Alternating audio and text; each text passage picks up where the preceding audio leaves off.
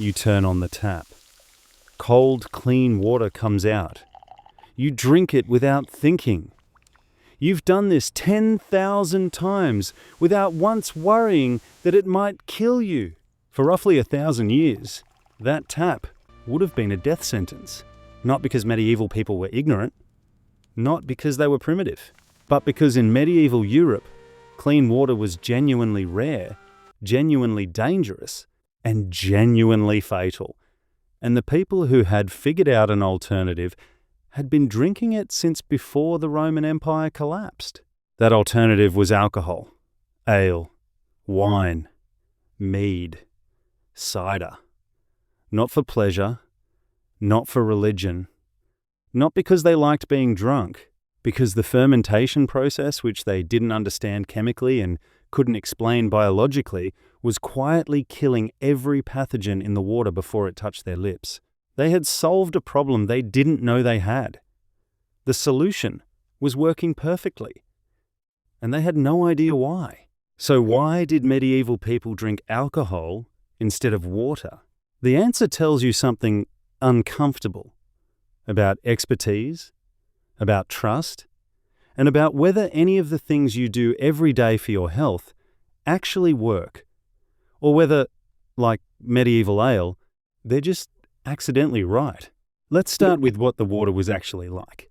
Medieval Europeans didn't have a water system. They had rivers, wells, and rain collection, and every one of those sources was downstream from something alive. Cattle standing in streams, tanneries dumping runoff into rivers, human waste seeping into groundwater, the open sewer that was every medieval street draining into the same river the next town drank from. The bacteriological problem had no name yet. Germ theory wouldn't arrive until Louis Pasteur in 1857.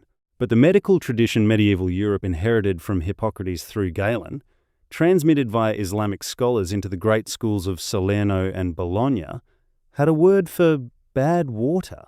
They called it corrupted. Corrupt air, corrupt water, corrupt humours.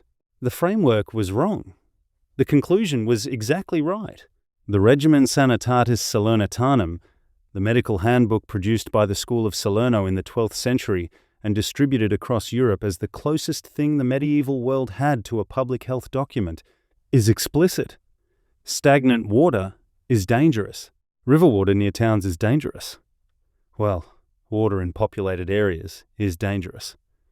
The regimen doesn't say why in terms we'd recognize, but its prescriptions are medically defensible. Boil water before drinking, or drink wine. This is not folk wisdom. This is institutional medicine, written down, copied, distributed, and cited by physicians for 300 years. Now, here is the part most people get wrong. When we say medieval people drank ale instead of water, we picture the drunk medieval peasant stumbling through a village, loud, red-faced, perpetually intoxicated. That image is wrong in one specific and important way. The ale medieval people drank every day was not the ale you drink on a Friday night. Standard everyday ale, what the English called small ale, what French peasants drank as piquette, what every monastery produced and distributed had an alcohol content of roughly 1 to 2%. For comparison, a modern beer is 4 to 6%. The alcohol present in small ale was not enough to intoxicate an adult after a normal day's consumption. It was enough to kill bacteria. That is all it needed to do.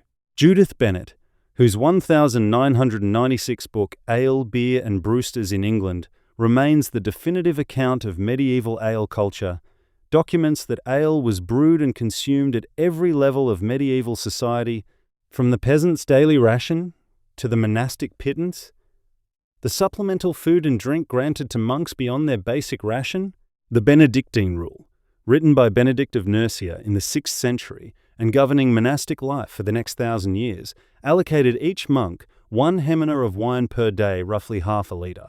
Not as indulgence, as standard practice, as survival hygiene codified into religious law. The monastery was not just a spiritual institution. It was the medieval world's most functional public health system. and it ran on fermentation. Here is where the story gets complicated in the way medieval history always gets complicated, which is the church was simultaneously the institution promoting alcohol consumption and the institution most aggressively policing its excess. Canon law distinguished sharply between drinking for necessity and drinking for pleasure. The sin was not alcohol. The sin was excess, what medieval moral theology called ebrietas drunkenness, understood not just as impairment, but as a voluntary surrender of reason, which the Church considered a form of self-destruction. Thomas Aquinas, in the Summa Theologica in the 13th century, ruled that drunkenness was a mortal sin, only if the person knew beforehand it would lead to total loss of reason and chose to drink anyway. Accidental drunkenness, misjudging quantity, was venial, a lesser fault. This is a medically sophisticated distinction that most modern alcohol policy still hasn't caught up with. At the same time, the Church ran the breweries. Monasteries were the primary producers of quality ale and wine in early medieval Europe. They had the infrastructure, the storage, the Latin texts preserving Roman viticulture techniques, and crucially the institutional stability to maintain a brewing operation across decades. The great Cistercian abbeys of Burgundy in the 12th century were producing wine that shaped French viticulture for centuries. They were doing this partly for income, partly for sacramental use, and partly because they lived in the same water environment as everyone else and had figured out what worked. The Church condemned drunkenness and ran the industry that made intoxication accessible.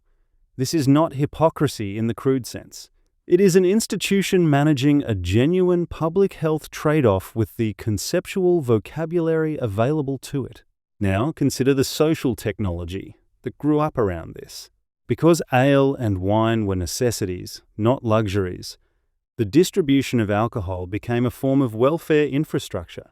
The dole at great houses, the leftover ale and bread distributed to the poor at the gates, was not charity in the modern sense. It was a functional nutrition distribution system. The alewife, the woman who brewed small ale in her home and sold it to neighbours, was not running a pub. She was running a water treatment operation without the certification.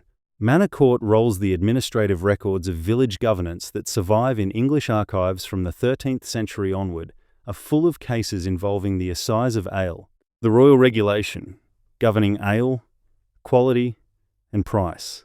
Local officials called ale conners tested ale regularly. The punishment for selling weak or adulterated ale was public humiliation, the cucking stool, or fines recorded in the manor rolls for anyone to see. A medieval village regulated its drinking water supply more rigorously than most modern cities regulate the additive content of sports drinks. The mechanism was different. The commitment to quality control was identical. Here is what ended it. Not germ theory, not Pasteur, not the discovery of bacteria. What ended the medieval water avoidance culture was the coffee house. Coffee arrived in England in the 1650s. Within 50 years, London had over 2,000 coffee houses. For the first time, there was a hot, safe, non-alcoholic drink that didn't require fermentation. Coffee required boiling water, which killed pathogens. The coffee house replaced the tavern as the primary venue for male social life. The men who would have been drinking small ale all day were now drinking coffee. The Enlightenment, the financial revolution, the explosion of correspondence and contract culture that made the 18th century British economy possible. Historians, including Brian Cowan in The Social Life of Coffee, 2005, have argued that it happened, at least partially, because men stopped spending their days in a mild ambient haze of 1% alcohol and started drinking something that made them acutely, irritably alert. Medieval ale didn't make people drunk, but coffee made them sharper. And that difference, compounded across decades, changed the cognitive atmosphere of an entire civilization.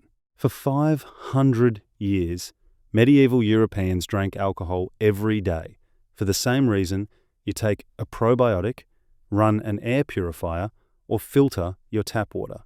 because the environment was trying to kill them and someone had figured out a mitigation that worked. They didn't know why it worked. They called it corruption and bad humors and prescribed wine in Latin.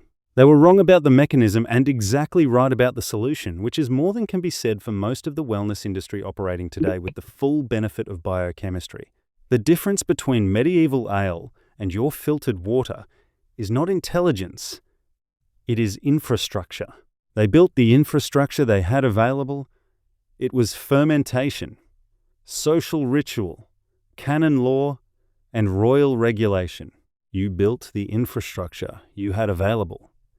It is municipal treatment plants, chlorine, and a tap. Both worked. One of them took 1,000 years of daily practice to construct without once understanding what it was actually doing. That is not primitive. That is science before the word existed.